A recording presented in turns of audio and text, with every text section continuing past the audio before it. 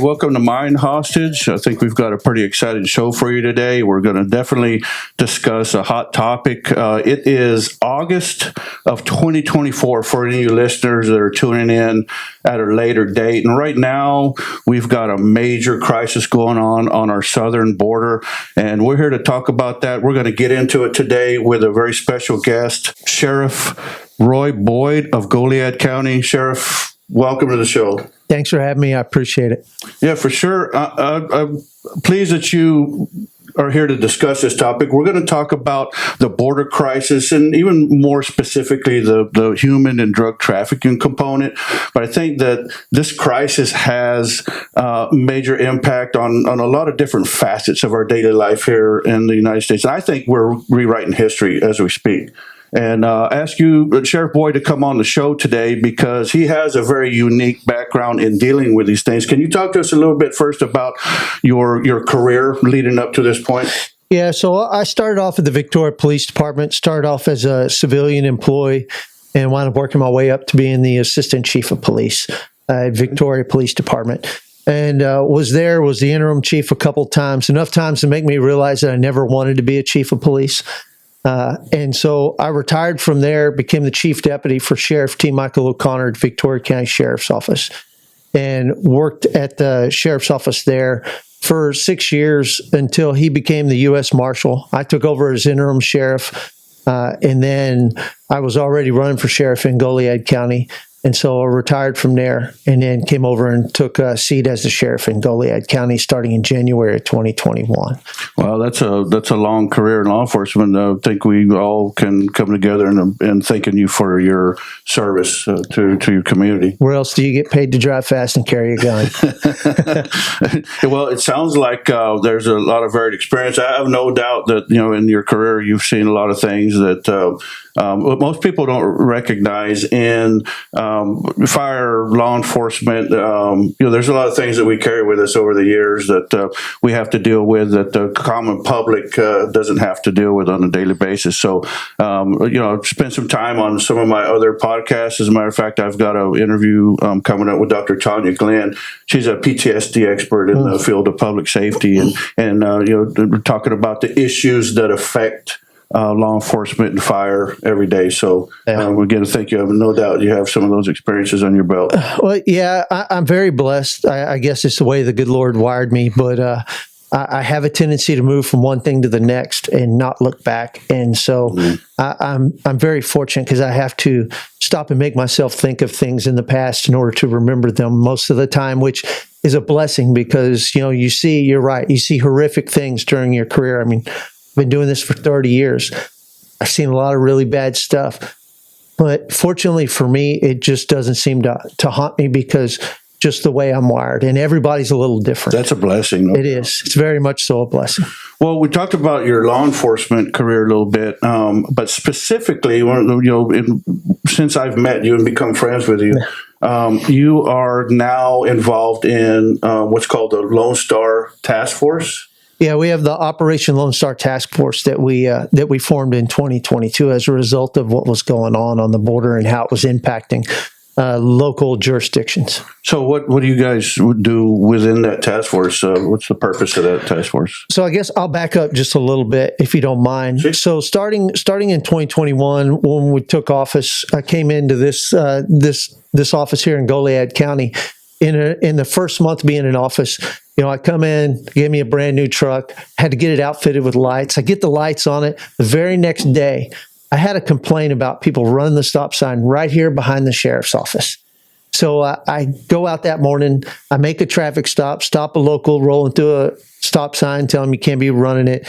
So I come back around, I sit up. The next vehicle I go to stop is a Camaro, and I get in a pursuit. And there's like 14 to 16 people get out of a Camaro. I mean, they're stacked in there like cordwood. I wound up catching some of them, but not all of them. And it was a smuggling event that was driving right through town, right past the sheriff's office. And so we wound up arresting those folks, and we had Border Patrol come in. And from there, it took off. We were, at that point, once that happened, we were in pursuits 3 to 5 times a week with smuggling loads of smugglers taking illegal aliens and bringing them from the valley taking them up to Houston for distribution across the United States of America. And so we found ourselves chasing these people all the time. But remember, we're a small rural county. There's only 7,012 people in Goliad County. So there's only 1 to 2 deputies on the street at a time. And so we found ourselves overwhelmed very quickly. There's just no way to deal with it. You have almost 900 square miles of territory to cover. You have 1 to 2 deputies. When you get a bailout like that, when bailouts, when we chase somebody, they usually drive through a fence, go somewhere, all the doors open and everybody bails out, which is why they call it a bailout. And you'll have people running around all over the place.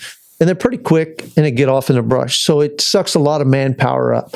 So this was overwhelming. So Governor Abbott had a meeting with the border sheriffs, and I was invited to show up for that meeting. So I showed up, and we sat at a long table at the Capitol, and we sat down and kind of, the governor's asking us, what do we need? What's going on? So I explained to him what our situation was, and he said, well, what do you need? And I laid out a plan for what was needed in order to do something about it. And after the meeting, the governor sent somebody to come to me and go, hey, can you write a fiscal plan for how to make this function? Tag, you're it. Yeah, pretty much. And so I sat down and put together a document, sent it up to the governor's office. They accepted it, turned it into what's called the Operation Lone Star Grant. So then the governor gives us funding. I proposed a budget for the sheriff's office. I received everything that I asked for. I had it lined out to the penny. I don't need an extra dollar from the taxpayers that I don't need. And so we got it all lined out. He gave us the money. So I thought, we're fighting a huge battle. This is a transnational battle of good versus evil. And we will never be victorious if I sit on my own island in Goliad and pretend like the only thing I have to worry about is what enters my county. So I thought, well, let's bring some people together.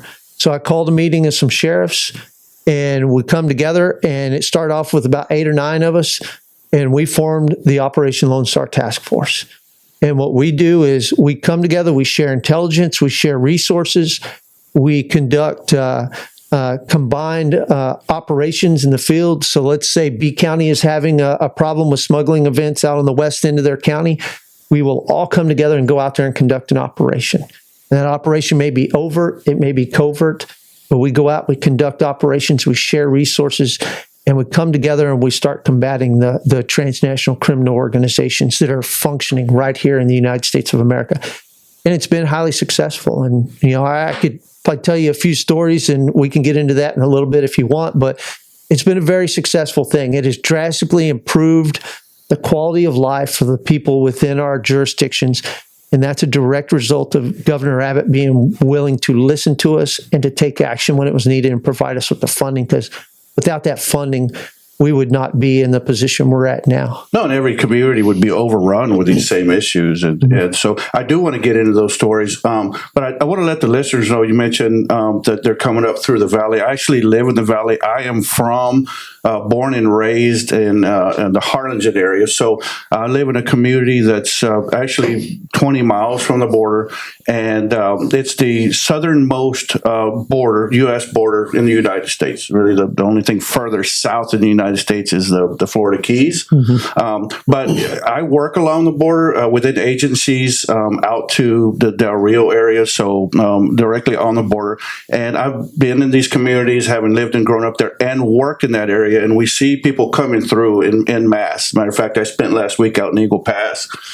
And so you're talking about, what you're having to do with these organizations that are coming through. They're coming over the border and through these communities. They're not staying in the valley. They're staying on the border. No. So what you're saying is you guys are doing something to try to interdict these traffickers that are sending people drugs, money, and that are coming through those corridors up to, I'm guessing, distribution points. Yeah, so you have to look at cartel activity like you look at a corporation like Walmart. Walmart doesn't take a product from China and send it to the Walmart in your hometown. What China does is China brings it over. They bring it in through a port. They send it to a distribution center to send it out to other distribution centers to eventually get it to the Walmart in your hometown. And that's how the cartels are. The cartels, they bring this product, whether it's people, whether it's drugs, anything that they're moving, because they're involved in a lot of things. They're involved in avocados. If you eat avocados, the cartel is making money off of you. It's just how it is. They're involved in a lot of different things.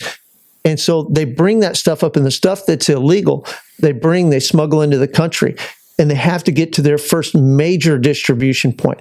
So the Valley is predominantly their launching point to get it to their distribution. The distribution point for the eastern half of the United States of America is Houston. And that is where all the slaves, where the drugs will go and get distributed out throughout the U.S. So like from Houston, you'll have some of that stuff may go up and go to St. Louis. Some of it will go to Atlanta, Georgia. And then it will then be moved across the United States of America on the eastern half in order to get their product out. And then they bring the money back through various means as well. So you said the word slave. Slavery was abolished. But when you say the word slave, what are you talking about? Well, people like to call it indentured servitude now, but it's just slavery. And what it is, the cartel brings these people up, and everybody thinks we have an immigration problem. We don't have an immigration problem. You can't freely come across that border without the cartel being paid something in some form or another.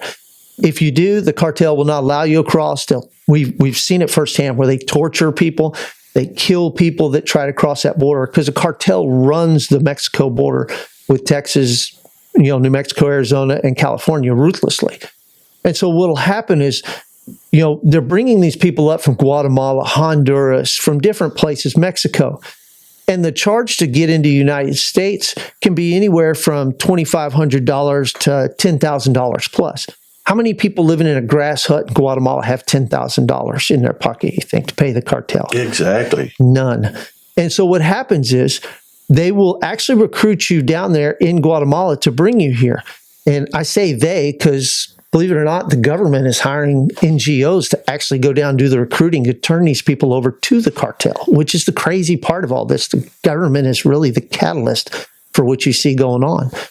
But those people, when they get ready to come up and the cartel takes them, cartel knows where they're from, who their family members are, all their extended family. They keep all that information. And so they'll bring you up here and they get you across, and you may think it's $2,500. Well, they'll put you in a stash house in, say, McAllen, Texas, once they get you across. Then they may make you walk around the checkpoint, or they may sneak you in another way. They get you to Houston. Once you get to Houston, congratulations, you owe us an additional $10,000 for getting you all the way into the United States successfully. You have to work that off. I have a letter from a sex slave house in Rockport, Texas, that articulates that it takes 8 to 13 years to buy your freedom when you're brought in the United States. These people being brought in are not free. They either have to get a job and pay the cartel back, or their family down in wherever they're from, Mexico, Guatemala, Honduras, El Salvador, is then taken. They have a sister, they'll take her and make her into a sex slave in order to pay off the debt. They don't care. These people have no soul. They don't care what they do to other human beings. So you have to pay that debt off. Some of those people will be put to work in sweatshops. Some of them will be put to work into the illicit drug industry. Some of them will be the people that you see doing maid service at hotels. Some of them are working in restaurants, because slavery may have been officially abolished at the end of the Civil War, but slavery is prospering and flourishing right now to a much greater extent. Because what will happen now is, if I can come in, and if you own a hotel and you don't want to have to pay FICA, Social Security, and deal with the headaches of employees, you could come to me and say, hey, I need 5 maids and I need 6 groundskeepers and I need a maintenance guy. And I could say, okay, for this much money a month, I will supply you with that labor and those people to take care of that job. And you pay me. Well, what you don't know, or you may even know and don't care, is I have those people, there may be 15 of them living in a 1-bedroom apartment somewhere, and they're my slaves. And I am now making them go to your hotel and work. And I'm charging them rent. I'm charging them for food. I'm charging them for electricity. I'm charging them for water. The whole time they're being held as slaves. And I've seen this on multiple occasions. They're being forced to work to pay off that debt. And if they're lucky, at the end of 8 to 13 years, they pay off the debt and I let them go. But a lot of them aren't that lucky. Because if I'm a real sorry human being, which a lot of these people are, because if you're a slaveholder, you're a real sorry human being. When they get close to paying that debt off, I sell those people to somebody else, and they have to start that cycle all over again. And we have seen that firsthand right here in this region. And if they fail to comply? If they fail to comply, then what'll happen is I'll tell the other people that they're living with, I'm going to add some time onto you for his poor behavior and his lack of productivity, and you're going to correct the problem. It's the old cell boss mentality where you tell one inmate to fix the other inmate. And that's how they do it. We've seen that happen because we've actually had those people get stabbed and had those people get killed when we were in Victoria. And in the beginning, we didn't comprehend what we were seeing. And it took a while for us to understand the totality of what we were dealing with. And it was the slave trade. Looks like a regular street crime at first until you did. It does, because nobody will talk to you. Because if they talk to you, then their family back home has to pay that debt. And who wants their sister to become a sex slave? We've had people tell us that. Well, if I cooperate with you and I don't pay off this debt, my sister's going to be forced into prostitution, and I can't have that. And I can't blame them at that point. You know, that's the reality. There is no immigration that's taking place, or there's very little. It is slave trade. And if you go back and look at the hundreds of years of slave trade, African slave trade, and the hundreds of years that they brought slaves from Africa to the Western Hemisphere, somewhere between 10 and 12 million slaves were brought to the Western Hemisphere, with only 4% of those coming to North America. The vast majority, of course, went to the Caribbean islands, where they died off of yellow fever on an annual basis. But on any given day today, there's an estimated 38 to 40 million slaves on the face of the earth. In one day, there's 4 times as many as there were over hundreds of years of slave trade. Now, of course, Africa has always been and will always be the number one slave trade continent in the world, because the culture in Africa, between them and the Muslim countries, are the main slaveholders, because that's in their religions. You're not an individual made in the image of God. You are a piece of property. And so that's how they justify it. And it's a cultural thing. But here in the United States, we're not supposed to think that way. So why are we allowing slaves to be brought into the United States by the million? Well, for my friends and family and those folks who live in the northern part of the country, or even within our community that aren't aware enough to see what's going on, you know, and depending on what news outlet you watch or what articles you read, this is a humanitarian issue, the border crisis. And I don't think most people are aware of the power of the cartel. And by the way, it's not just people from South America that are coming across the border. No. What do you see in terms of people that are coming through that aren't the humanitarian component, that are coming across with maybe ulterior motives? Well, and I'll tell you, it's a humanitarian crisis in the fact that we should not be importing slaves. That's the real humanitarian crisis. No good, God-fearing country should be enslaving people. And that's what's taking place. That's the true humanitarian crisis. And so, but when it comes to the ones you're talking about, what really piques my interest is the fact that, you know, in Mexico, it's against federal law for a foreigner to own land on a river or a body of water. And so you have to be a person born in Mexico. But Mexico is now selling land on the Rio Grande to the Chinese. And the Chinese have been buying land in Texas in Valverde County that had been for sale forever and nobody wanted. The Chinese are buying it up. They're putting windmills out there, but they're also using it as a place where they can now sneak things across from Mexico unabated. Because, I mean, these places are remote and they're hard to get to. And so they have come in and bought the land. They now own the land on both sides of the river. And talking to Border Patrol, the people that China is sending here by the tens of thousands are not peasants. They are not the poor people. These are people with engineering degrees and chemistry degrees. These are people who should not be snuck into the country. They should be able to come here if they really wanted to come here. But the Chinese government is sending them. And the thing that we must remember is that historically, Mexico has always sided with the enemies of the United States. Mexico sees the United States as an enemy. In their version of West Point for their military academy, their number one thing that they press on is that the United States stole their land and is the enemy of the Mexican people and of their military. And so it makes it difficult for us to have a decent relationship because it's just not true. The results of the war are what they are, but they teach a false version of history. And they teach their people that we are their enemy. And so always remember, Mexico sided with Kaiser, they sided with Hitler, they sided with the Japanese, they sided with Russia. There's a reason Trotsky died in Mexico. Mexico has always been a haven for communists because Mexico has always been a pro-communist country that is now actually, Mexico is run as a failed narco-communist state, is how the internal people in the federal government discuss Mexico. They can't say that publicly because of international law, then there's certain things we have to do. But Mexico is hostile towards the United States and its people.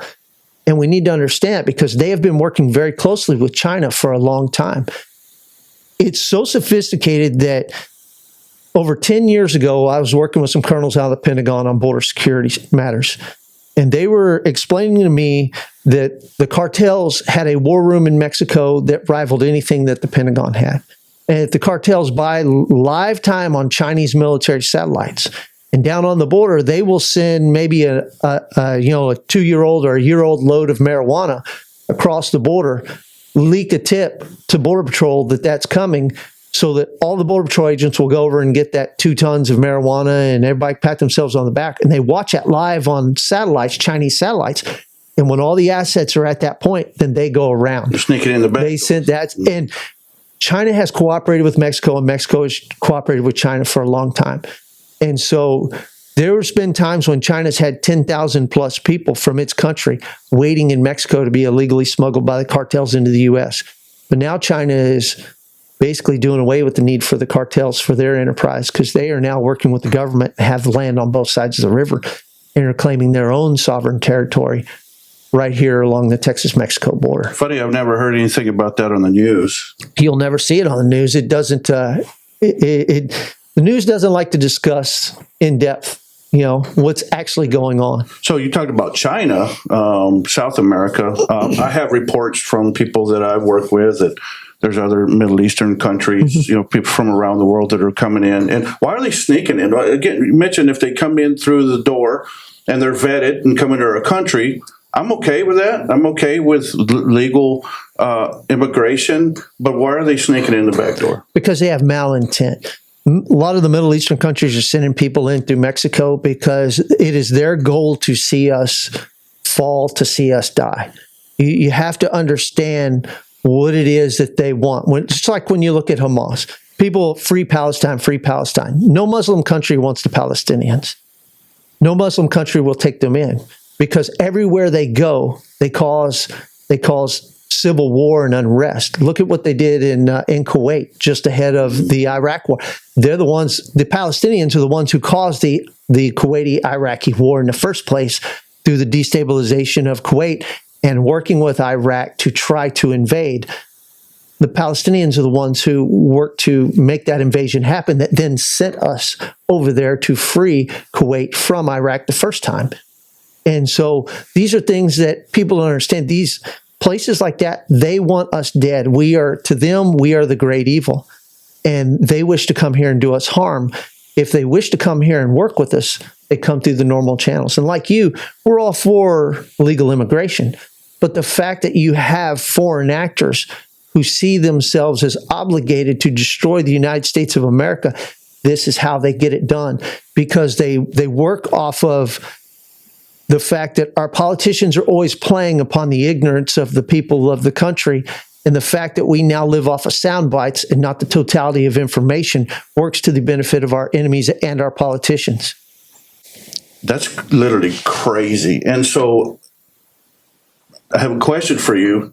If these things that you're saying are going on, our government has to know what's going on. Our current administration has to know, yet they've got a most wide open border that we've had probably in the history of our country right now. So why isn't anything being done about this? Because it's by design. It is what the government wants. And if you don't think that, I'll give you a good example of a conversation I had with some of the heads of Border Patrol. So down in the valley, the Border Patrol, there was just, tens of thousands of people coming across at a time. They were being brought across, and what will happen is the ones that are turned over to Border Patrol, and you think, okay, they're turned over, they're set into the country. Now, the cartel has such a network; they know where those people go to. Cartel is actually directing where the people that our government had were being sent to, and so they would bring them across, but they were bringing them across in such overwhelming numbers. These people were, how I say, they were being brought across and they'd be processed by Border Patrol and turned over to NGOs, non-governmental organizations. And the biggest one is Catholic Charities.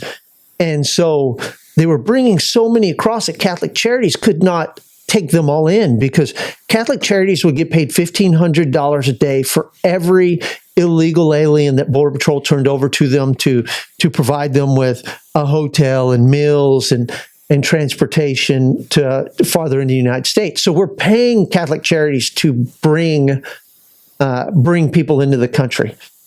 So there was a meeting between the main nun who runs Catholic Charities down in the valley and the Border Patrol. And her complaint was, you're bringing too many people in. We cannot get these people distributed across the United States. We can't house them. We can't distribute them at the rate in which you are bringing them into the country. She's telling the government this. So what does the government do? Instead of saying, wow, man, we're overwhelming, they said, well, I tell you what, if you can't process that many people, we'll call Lutheran Social Services and we'll offer them the contract. And the nun's like, hey, wait a minute. And they're like, hey, if Catholics can't do it, we'll get the Lutheran Social Services to do it. So then the nun said, give me a day. Catholic Charities went out, rented 2 more hotels, rented the entire hotels. And so then they're like, okay, now we have the capacity. And Border Patrol is like, yeah, we thought you would. I mean, this is our government threatening NGOs who are helping them by saying, we'll give your contract to somebody else. They're getting $1,500 a day to house these people. Now, what the evil part is Catholic Charities, all these illegal aliens are getting a Visa gift card that has money on it.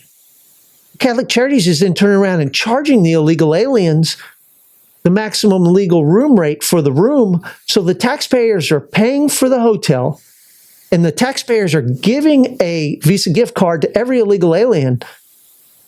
And Catholic Charities is then charging off of that card to pay for the room that's already been paid for by the taxpayers. I just read an article. I read actually 2 articles this morning on the way here. One, there's a city in Michigan or Minnesota where they're housing these inmates, and it actually uncovered actually a deeper plot where the state is hiding the expenditure of about $1 billion so far annually to house these inmates or for providing health care and social services.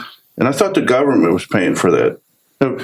People say, well, the government was paying for that. But you said the key word, taxpayers. The government is using our dollars to fund that. The government makes nothing. The government produces nothing. The government is just there for very specific purposes, but for the most part, the government just absorbs resources. It doesn't provide them. So what kind of funds are we talking about? Because I've heard, everything from, their Medicare programs to provide health care, even tapping into certain Social Security benefits. I don't know what the merit is to that, but the money's coming from somewhere. Yeah. And as far as I'm concerned, we have a lot of elderly right now that are having to choose between their meals or medication while we're putting these, frankly, illegals up in hotels. We're giving, you said they're getting gift cards or money on a card? Yeah. So that brings me to this. So I live in Harlingen, and I pass behind the airport on a regular basis, and they have an airstrip with a commercial airport set up behind there. And I'll put some pictures up in the video when I publish this, but there's a charter service, Global X. I see these Global X planes that are parked there at the commercial airport, back behind the airport, behind your eyes, and there's a long line of charter buses lined up that are picking people up that are coming off of those planes. Do you know anything about this, or what? I understand this: the government bringing people in, skipping the border and bringing them in, and then using these charter buses to distribute them. And I don't know about the one right there, but that exact thing is happening all across the United States. So starting in 2021, the Biden administration started going out and utilizing military runways, especially to bring in illegals, put them on buses. The problem was the military people were upset and they were filming it with their phones. So the Biden administration started looking for more remote locations to fly people into. And they also started searching all the soldiers to make sure they didn't have their phones on them. Wow. Because they were putting out, and it was going on to social media, all these videos of just thousands and thousands of people being flown in and put on buses to bypass all of the process. And so that is happening on a large scale because they're not just flying them in here. They're flying them into Florida. They're flying them into West Texas, out in some of the old airfields that hadn't been used in a while, where they're out of the sight of the public, and they're distributing them. I have a friend that went to work. He retired in law enforcement and went for a short time, went to work for an NGO. And he said they had billion-dollar contracts and all it was they were flying in and bringing in people from all over the world that were not going through the legal process and hanging them their piece of paper, cutting them loose in the United States. Because once they have that notice to appear paper for court, which that court date may be 10 years from now, which we're never going to see them, then they're untouchable as far as current law is. Law enforcement can't do anything about it. We don't have immigration powers. And the Biden administration has stopped ICE from conducting any sort of enforcement in the interior of the United States. So they've turned all of our immigration people into a welcome wagon to help bring as many people as they can into the U.S. And so the numbers that you see that the federal government puts out, like 2-3 million people, that's a complete, absolute lie. Because according to the upper management that I've talked to at Border Patrol, and some of the people that have left because they're so disgusted, they believe that the real number of people that have come in since the Biden-Harris administration took office is somewhere between 40 and 50 million. And I believe it because the numbers are phenomenal. And the Biden administration has gone and they've taken all the resources to help count the gotaways away so that nobody knows how many gotaways there actually are. Not only do we not know the numbers, we don't know who these people are and what their intentions are. But always remember that in chaos comes opportunity. And that's what some of the politicians look for. They want the chaos because anytime you have chaos, look at the Patriot Act. Look at all the freedoms that thing stepped on, after 9/11. Look at how much of your information is now gathered and the government has direct access to without a warrant as a result of the Patriot Act. That was a horrible bill. But you know what? If we have another 9/11, do you think they're going to go, oh my God, we got to clean up the streets and get these people out of here? Or do you think they'll pass another bill that squashes more of your rights? That's what the goal is. The goal is to fundamentally change the United States from what once was a republic, because people don't realize it, but we're not really a republic anymore. We are more of a socialist state. We're closer to being 1950s Soviet Union than we are to being the United States when you really see the totality of what is going on. And it's mind-boggling and it's sickening. I remember when Obama was in office, we had something like this going on with Muslim communities. And now we have certain people within our government that are in those positions because we created certain voting districts with the migration, if you will, immigration. Isn't that happening now? Oh, yeah. Yeah. I mean, it's happened because, in the census, they were counting illegal aliens, so they gerrymandered the maps to help out. I mean, you look here in the state of Texas recently, there's an investigation that the state attorney general's office is having because you had NGOs on DPS property registering illegal aliens to vote after DPS gave them their IDs and their driver's license. Why the hell is the state of Texas giving driver's license and IDs to people who aren't here legally? And why are we allowing a non-governmental organization to sit on state property and register people to vote that shouldn't be allowed to vote? This is a means by which to overthrow a republic in a quiet manner. Well, and that is what is happening. They're being effective. That's for certain. Yeah. And what I think they're being effective with is their marketing campaign, if you will, because of what we either show or don't show on the news, the media shows or doesn't show, or how it's spun, where people, particularly on the left, are in denial that this is an issue. So when you talk about the media, I just recently learned something that I thought was pretty phenomenal. I know that for years, when our government decided they didn't like the leader of a country and they wanted that individual to be unelected or overthrown, our CIA or State Department, people within our government would go to that country, would register and stand up, 100 plus media outlets. And they'd all work out of a big office, but they weren't real media.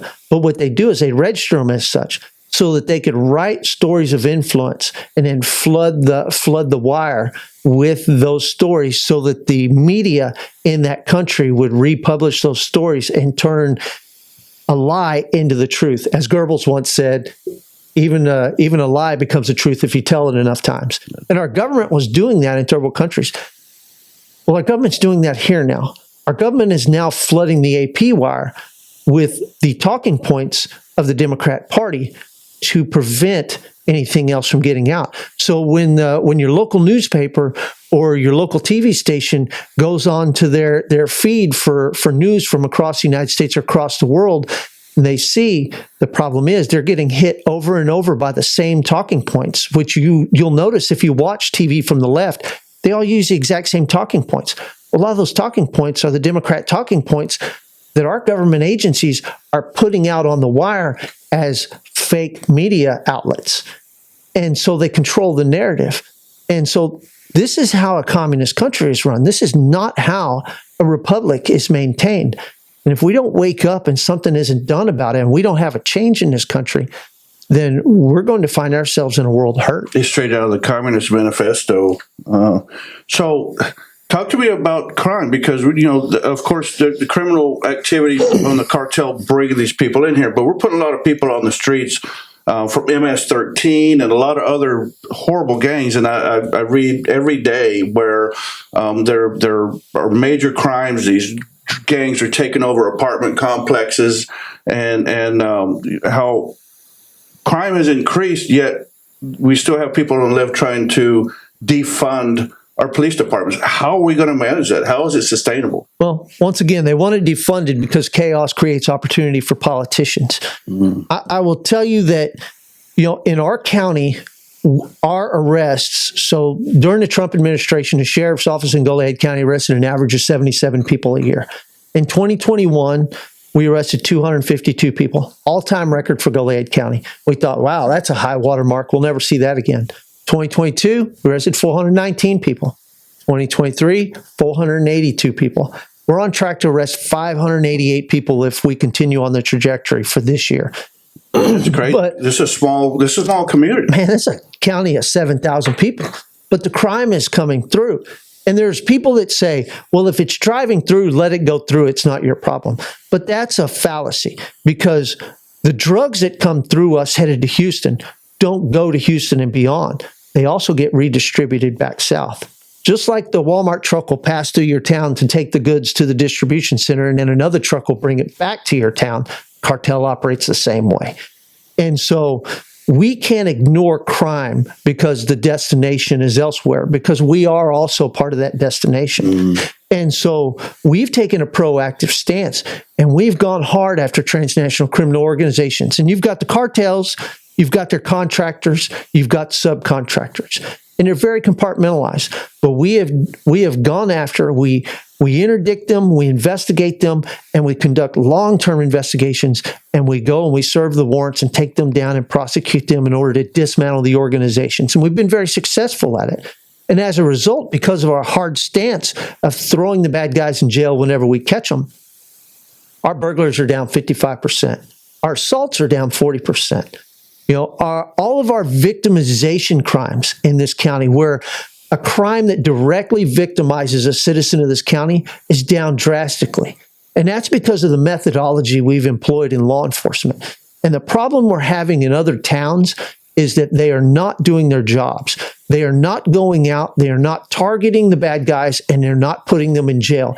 If you will make a strong stand and you will stand behind that and make things happen, and you put the bad guys in jail, then you won't have as many victims of criminal activity in your county. And that's the philosophy we're operating by. We make a hardline stand. That's why places like Houston and San Antonio are overrun, Austin as well, because they have no real law enforcement presence there, because The police departments are held back by the politicians, and they usually have leftist sheriffs who are too busy either trying to get themselves a federal appointment or trying to placate their Democrat masters instead of serving the people that they're supposed to serve. Because public service has lost its way. Law enforcement many times has lost its way. And the people don't understand how their government works, which has allowed the government to lose its way. But the term public servant comes out of the book of Matthew, chapter 20, verses 25 through 28, where Jesus called the group together and said, with the Gentiles, their rulers lord it over them, but not so with you. For whoever wishes to be first must be last. Whoever wishes to be your master must be your servant, just as the Son of Man did not come to be served, but to serve and to give his life a ransom for many. That's where the term public servant comes from. Our founding fathers said this is the principle upon which our government should operate.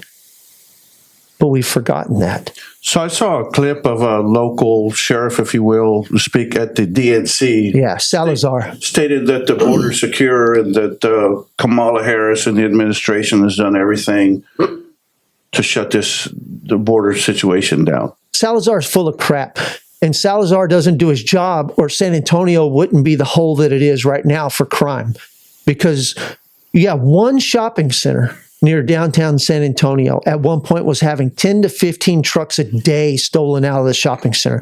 We were recovering some of those trucks in our investigations of cartel activity. We actually called up there and said, hey, you guys, we keep recovering trucks from this one shopping center. Like, yeah, we're getting 10, 15 a day. We're like, why don't you set up and do something? Let's go grab them. Nah, we got other things to do. That's the mentality that you have with people like Salazar. That's the mentality that we're dealing with.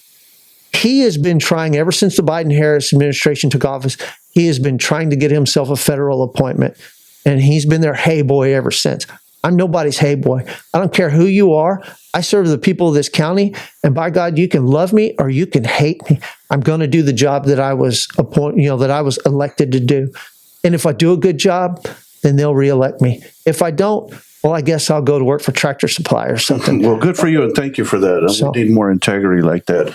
So I have a unique perspective. I've been a victim of some of this violence. Back in the mid-1980s, actually became a victim of violence from 4 individuals that were here in the United States illegally.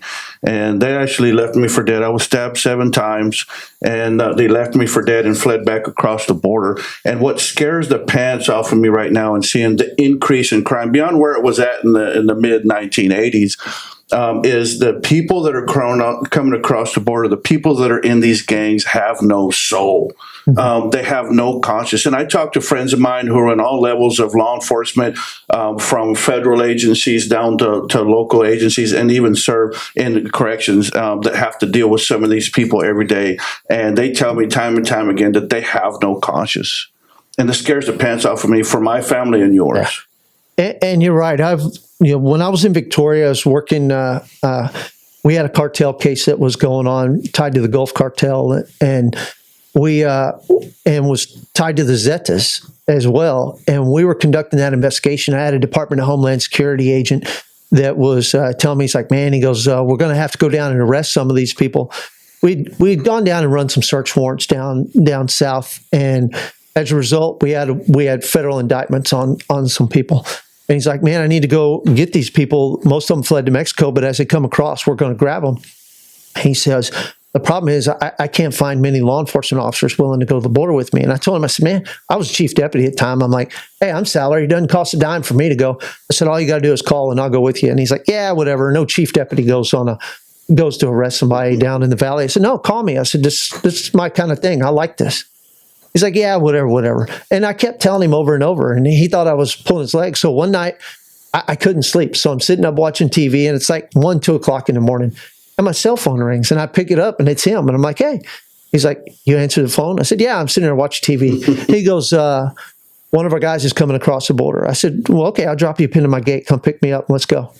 And he's like, really? You're really going to go? I said, I told you. I said, this is what I get paid for. I said, and I'm salaried, so we don't have to pay anybody overtime. I can go. It's free. Let's go. And so he came pick me up. We went and picked the guy up. The next thing you know, we're down there picking up Sicarios. That's what we were after. We were after the hitman. And you're right. You deal with these people, and most of them have no soul. And a lot of them live here. They have ties to Mexico, but they live here. And they were working construction jobs during the day and killing people at night. They were welders, helpers on pipelines. Regular people. Man, we arrested one.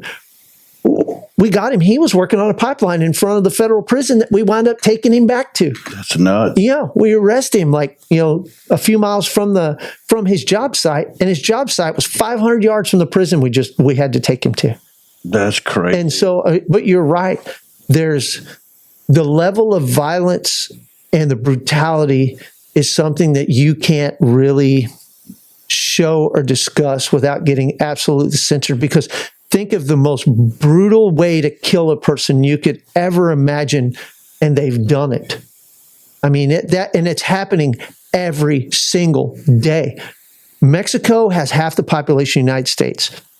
It has twice the reported murder rate, and the Mexican government estimates that only 1 out of 10 homicides is ever even reported in their country. That's phenomenal. On that note, I want to get a little bit into how these cartel influence even local towns, cities, departments, and agencies, particularly along the border. I talk to a lot of friends about that, and I know people on both sides of the fence, if you will. Yeah. And it will boggle people's minds to know the level of influence that these people have within our communities. Can you talk to that? Yeah, because when you're talking about organizations that make billions and billions of dollars a year. And so their reach is phenomenal. So usually how the influence will work, when you're in the Valley, it's a little different. The Valley operates different. There's a couple of ways that they will exercise influence. One, they may come to you and offer you money.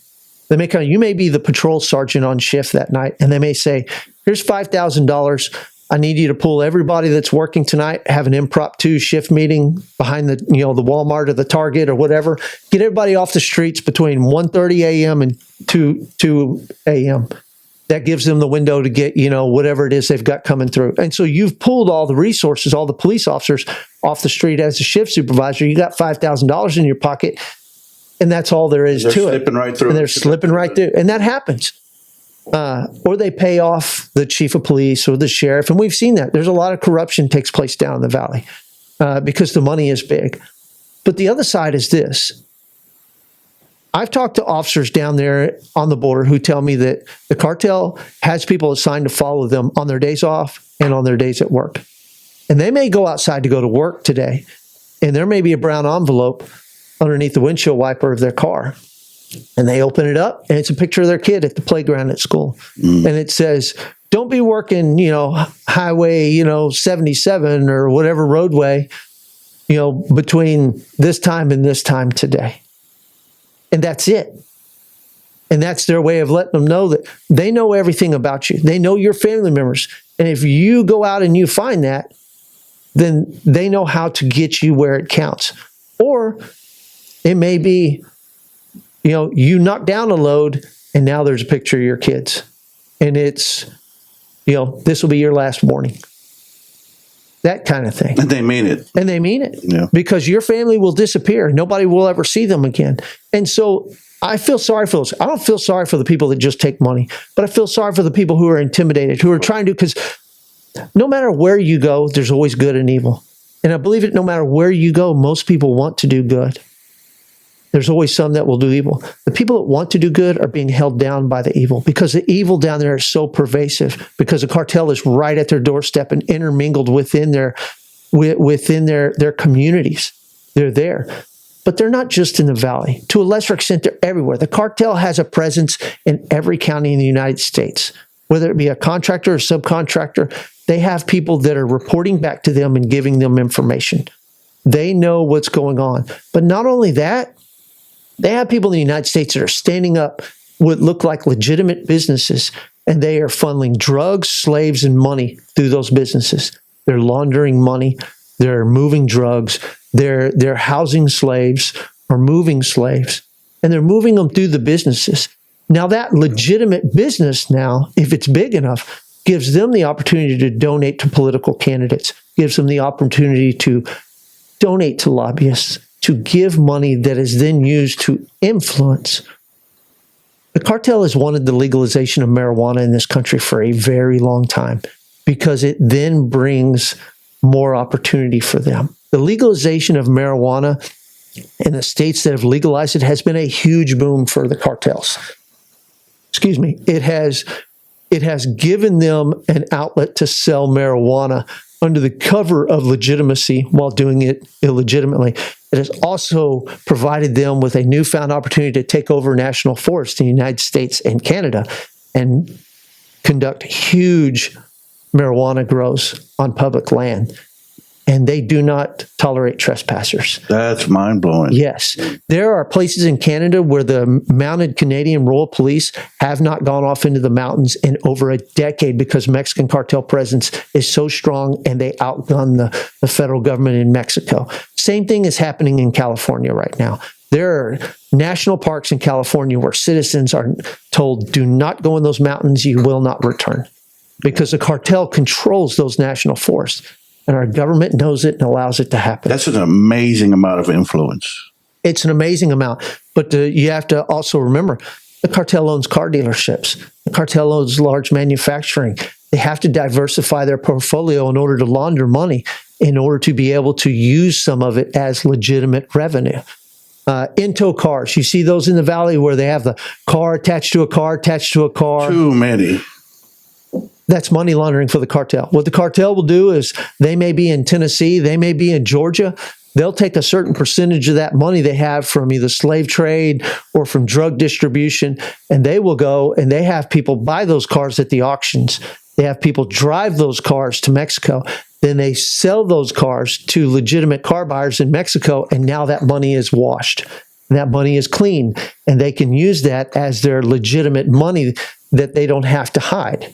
Wow, there's so many layers involved. It's an onion, and you will peel it, and I guarantee you, I can't comprehend all of it, but after 30 years of law enforcement, I've seen quite a bit.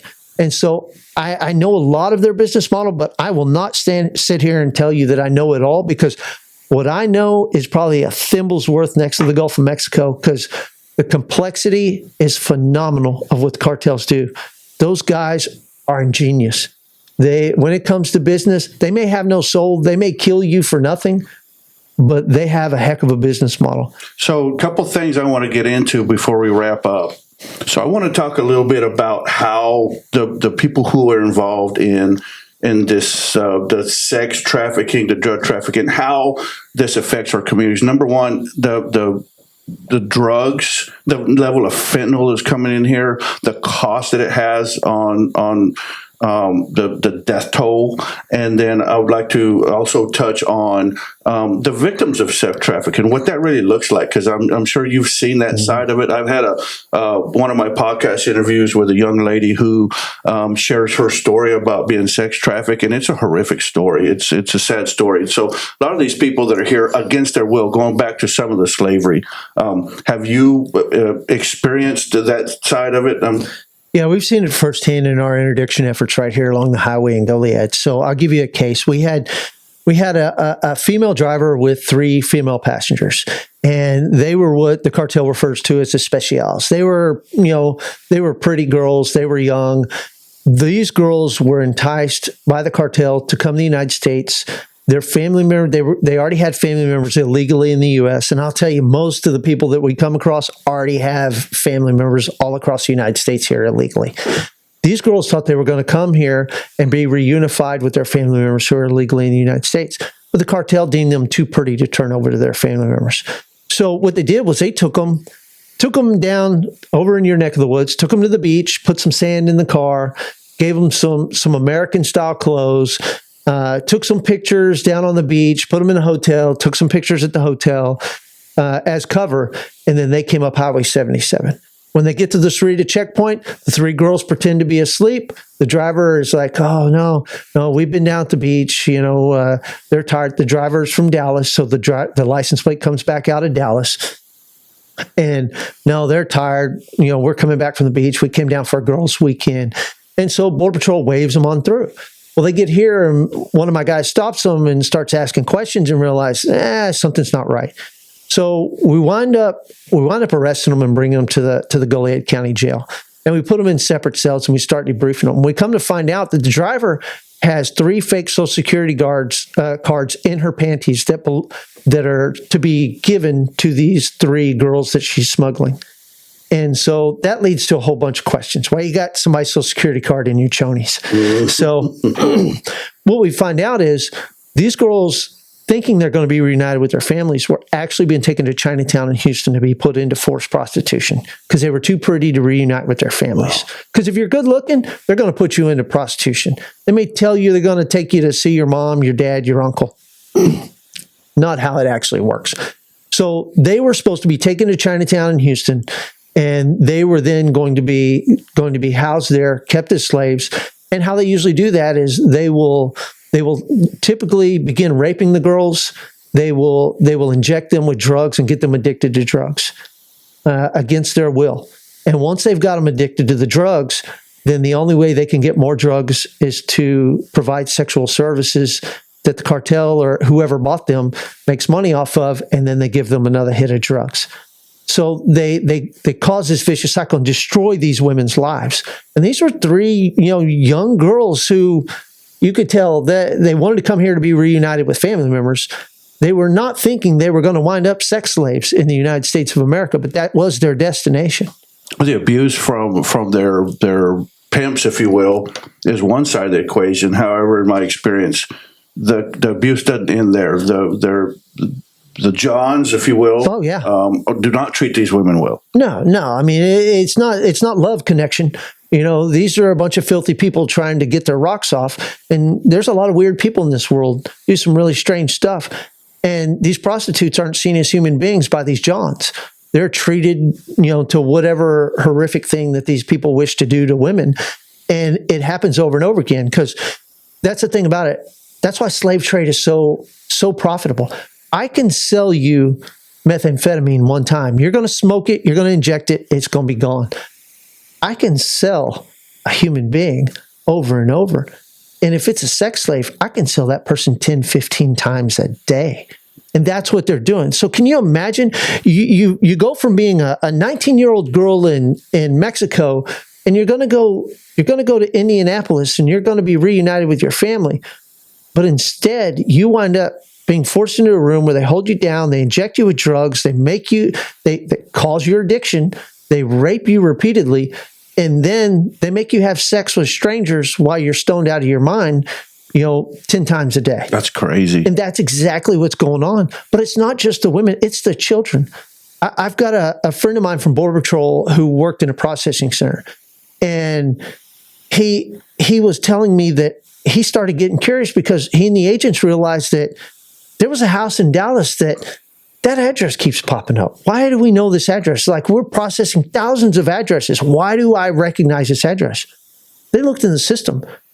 Our federal government sent over 600 children from third world countries that were being fostered in a 3-bedroom, 2-bath house in Dallas. They sent 600 kids there in a matter of 2 years. Those kids are not there. Those kids have been distributed as slaves across the United States, probably as sex slaves. So they're not being adopted by these people living in this house are not adopting these 600 kids. That is just a way of getting them into the slavery system, and that's what they've been doing. And it's phenomenal because it's our government knows it, and yet it's still happening. So what are these people doing with these children? They may be having them work in a sweatshop. They may be selling them on the black market to other third world countries. They may be sending them off because, believe it or not, there are resorts in some countries, especially across Asia, where people pay money to go to the resort and have sex with small children. It's disgusting, but they do it. So some of these kids may have been shipped off there. Some of them are being held as slaves, sex slaves, right here in the United States. And that's what's happening to them. Sometimes they're being shipped off, and there's an old scam with the Social Security system and with the tax where somebody will have 1 kid but claims on their taxes they have 5 kids and claims Social Security for 5 kids. And then when they find the Social Security worker is supposed to come, they get advance notice, so they borrow kids from all the neighbors and claim them as their own for the scam, and that's been going on forever. I saw that when I was a street They're just cop. doing a head count. And Yeah, and I saw that when I was a street cop working on the poor side of town in Victoria. That was a big scam back in the day. But now it's a much larger scale. I mean, you're talking billions of dollars in this. There's no way in hell 600 kids went to one house. Those kids were released and they got distributed as the cartel saw fit. The cartel either sold them or kept them as their own. One of the two. That's crazy. As we kind of wind down, I would like to touch on the drug epidemic, if you will, pandemic, if you will, and what's coming across our border right now, how it's affecting our communities. It impacts us in several ways. And one of the most evil things is people calling for the legalization of drugs, not realizing what the average person doesn't realize the impact. Because a pot smoker will tell you that smoking pot doesn't affect you. Well, if it affects you, you probably don't know it affects you. It's kind of like the old saying, dumb people don't know they're dumb because they're dumb. I know a lot of people. Yeah, and it's true. Well, stoned people don't know they're dumb because they're stoned. And so they don't understand how marijuana is a gateway into other drugs. And so the constant push to legalize drugs and normalize drugs is part of that push for the downward spiral of the societal makeup of the United States of America. Because we need to make people dumb, we need to make them slow, we need to make them not reproduce, not get married in order to collapse the country. Because the country is based off of the family unit. That is what holds the country together. We have our Judeo-Christian beliefs, and part of that is a man and a woman coming together in a monogamous relationship and having children and having a productive life. Well, drugs destroys that. And that's really the price that we pay, not just we pay a lot in tax dollars because of treatment and crime. But it's the destruction of the family unit that leads to the destruction of the republic. That is the ultimate thing. Now, does it have an impact on crime? It sure does. In my experience, about 95% of all the class 1 crime, whether it be burglary, robbery, homicide, those drugs, 95% of those are a direct impact of drugs and alcohol. That's what causes most of those crimes. That's a contributing factor or a major contributing factor. Because if I'm addicted to dope and I can't work, how do I get more dope? I need money. How do I get more money? Well, then I got to steal. If I got to steal, then I got to victimize you. And if I can't steal it, then maybe I'll just rob you at gunpoint. And how do I get my gun? Usually I do a burglary or break into a car, and I get my gun and I now rob you at gunpoint. And it escalates. And that's how crime works. In my 30 years, I've seen it over and over again. But the impact is on our soul. The impact is the destruction of the internal mechanisms of the human beings that are impacted by it. And the proliferation of having a government who wants to tell you that smoking cigarettes is bad, and so we're going to sue them and take billions of dollars from the cigarette companies, and this is good, but smoking marijuana is good. Now, mind you, there's hidden costs in everything, and I hit on marijuana because it's so much more evil than people realize. Back in the 80s and 90s, for every kilo, which is 2.2 pounds of cocaine that came out of Colombia, they estimate 6 people were murdered for every kilo. And they were taking out thousands of kilos a day.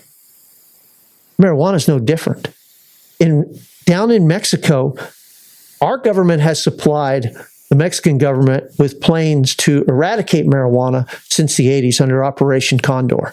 Those original planes were just recently upgraded, I think last year, if I'm not mistaken. And so these were the same planes, the planes they just got rid of are the same ones that Kiki Camarino flew over you see in the Narcos, Mexico, same planes. But instead, what they've done is they spray pesticides and fertilizer on the marijuana in Mexico instead of killing it. So what happens is, in rural Mexico, the cartel takes all the elementary and junior high age kids that we would have here in the United States.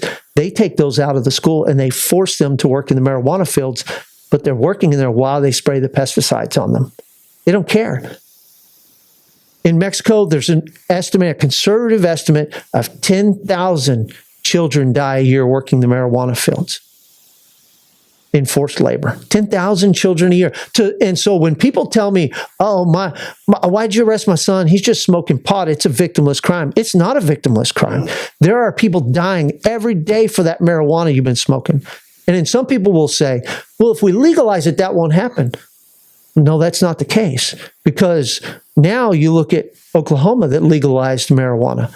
And I've talked to their legislators and their law enforcement, and they said the two things they have now is the cartel and the Chinese have come in and taken over all of the marijuana production, and their homicides are up and their missing persons are up. Look at Humboldt County in California. It's a rural county with like 250 active missing person cases because of the marijuana fields. Because the people that conduct this business don't mind killing people.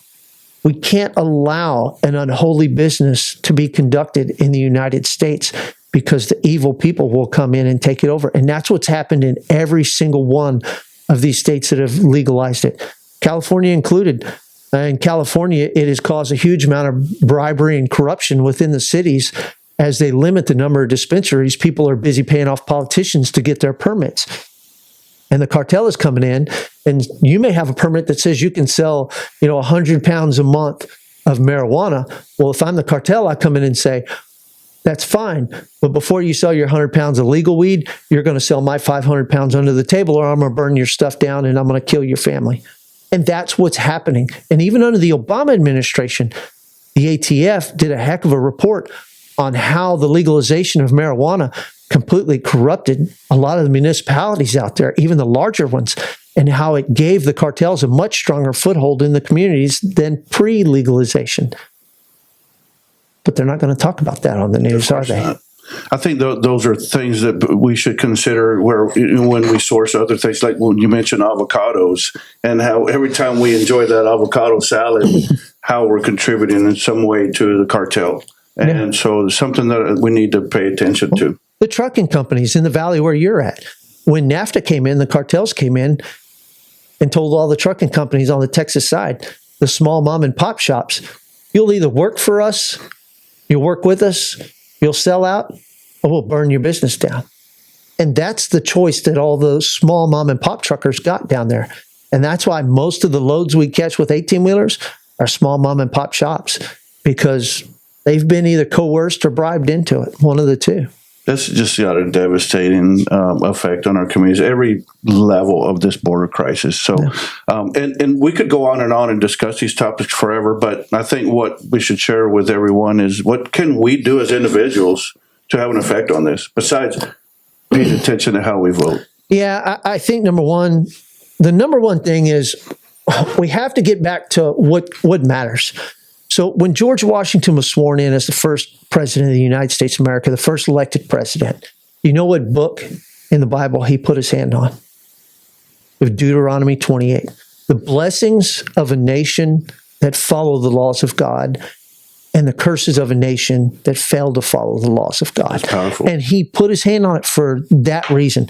He said that we will be a godly nation that has Judeo-Christian values, and our government should be operated with the understanding that the people are superior to the government, because authority is issued by God to the people, who then temporarily grant it to the government as long as the government conducts its business in a manner which the people see fit. We have to get back to living in the first half of Deuteronomy 28. We have been living in the second half of Deuteronomy 28 for too long. We've gotten so far away from that. And we are now in the book of Ezekiel, where God is, we're being smited slowly. We don't have brimstone falling down, but we do have foreign nations taking us as slaves, and our own politicians making it happen, which is also written about in the Bible. And we've brought it on ourselves. We have. We have brought it on ourselves by letting the left come in and infiltrate our education system, our economy, our government, and go in and do the things that have helped to bring us down. And the problem is, you can't have a communist state without a complicit media, and the media is complicit in helping us transition from a free state to one that will eventually become a totalitarian dictatorship or something similar to that. Unfortunately, it is what it is. And the more I work with the federal government, the more I deal with people higher up in the government, the more I am convinced that we are a lot farther along in our transformation from a republic to a communist state than I ever thought we were in the past. I know it's just frustrating for me, especially adhering to old school values and having some moral and principle in everyday life and having to deal with people that don't always share that. And I see the ripple effect that causes on our society. Yeah. Always remember that, our Declaration of Independence, our Constitution was based off of the things that our founding fathers learned. And they learned the writings of John Locke, the Magna Carta, and the Bible. Well, the Magna Carta was based off of biblical principles. John Locke's writings were based off of the Magna Carta and biblical principles, and the founding fathers were, steeped in biblical principles, regardless of what they want to tell you now, which is, false history. And we've lost our way, and if we don't get our way back, then we may be Lot's wife at some point in time, just a pillar of salt. I think we should leave people with that thought. That's a powerful statement. So we have the power, one family at a time, one household at a time, one vote at a time, to make the difference we need. And I think more than ever at this time, right now in our country, how you vote really matters. It does. It matters a lot, and it's going to take a lot to overcome the mechanisms within the Democrat Party and the government to overcome how much cheating there is in the system, but we have to do it, because if we don't prevail, then our children, our grandchildren will be the ones that suffer. And I'm seventh generation Texan. I don't want to be the one who lost our freedom, for my children and grandchildren. You mentioned earlier on in the discussion, about it would be easy enough for some communities to let these things just pass through because they don't affect you. I think a lot of people tend to do that, where they kind of bury our head in the sand, whereas an issue isn't, at your front door, we ignore it and kind of leave it alone. But people need to get involved in their local government. You need to show up to the school board meetings. You need to show up to the city council meetings. And I've been to many city council meetings, and there's very few voices there. Yeah. And I think people really need to start getting involved, have a voice before your freedoms are taken away. That's right. We do need to be involved. Just, we have to do something. We can't be lukewarm.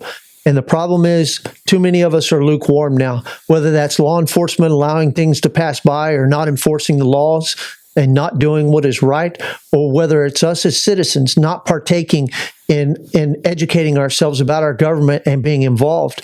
But one day we will stand before the Lord's judgment seat, and we're going to answer for it. And what does the Bible say about the lukewarm? He will spew them from his mouth. I do not want to be seen as lukewarm. I would rather fight to the death and do what is right and run myself in the ground than to stand by and watch my country go to hell and my grandchildren have to suffer for it. I think that time's closer than we all realize. Sheriff Boyd, I thank you for coming on the show today. I appreciate everything you've shared with our listeners. Again, I want to appreciate you for your service. But as I do with every guest, I want to give you the opportunity, on a personal note, this topic aside, to leave some words of wisdom with our listeners, then how we can make this world a better place. I think everybody needs to turn back to God. I think that is the problem that we've had. We must be recentered on Christ, and we must go back to those founding principles that made this country great because of the blessings of the Lord. This country is not great because of you or me. It's because the blessings that were provided to us. Let's not squander those. Let's pass those blessings on to the next generation. We all must do our part. We all must do good. Thank you so much for that. And thank you for coming on the show, and I hope you'll be a guest in the future.